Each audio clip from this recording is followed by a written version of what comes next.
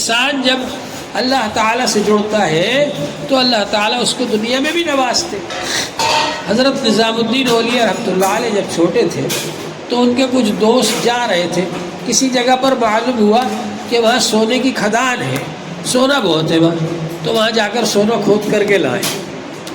جا رہے تھے، اب جاتے جاتے راستے میں حضرت بابا فرید الدین گنج شکر رحمۃ اللہ علیہ کے پاس سے گزرے تو ان کی مجلس اتنی اچھی لگی حضرت نظام الدین اولیاء رحمۃ اللہ علیہ کو کہ وہیں بیٹھ گئے، اور ان کے جو ساتھی تھے 3-4 وہ چلے گئے اور وہاں گئے اس گاؤں میں یا اس جگہ پر، اور وہاں سے سونا وونا کھود کھاد کر کے لائے۔ اب جب واپس آئے پھر وہاں سے گزرے تو وہاں رک گئے وہ لوگ۔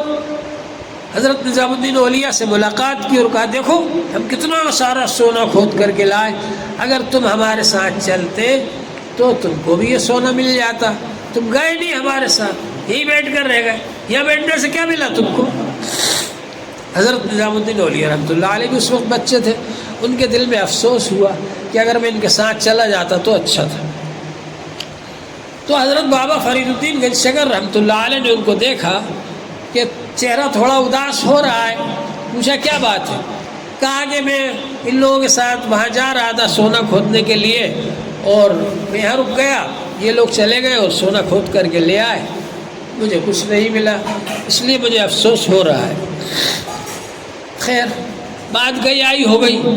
اس کو کچھ دنوں کے بعد حضرت نظام الدین اولیاء رحمۃ اللہ علیہ کو حضرت بابا گنج شکر رحمۃ اللہ علیہ نے بھیجا، کہا جاؤ مجھے پیشاب کے لیے جانا ہے، ڈھیلا لے کر کے آنا ادھر سے۔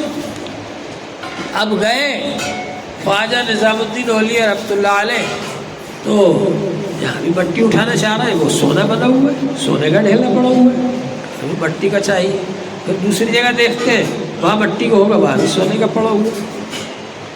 بہت دیر ہو گئی، اب آئے کہا حضرت مل ہی نہیں رہا ہے، سب سونا ہی سونا پڑا ہوا ہے، مٹی کا ڈھیلا مل ہی نہیں رہا ہے کہ میں اٹھا کر لاؤں۔ تو وہی تو سونا ہے یہ جس پر تم کو افسوس ہو رہا تھا، یہ سونا تو یہاں بہت پڑا ہوا ہے، اٹھا کر لے جاؤ یہاں سے جتنا چاہو۔ تو اللہ تبارک و تعالیٰ کی سب نعمتیں ملتی ہیں دنیا ہی کے اندر،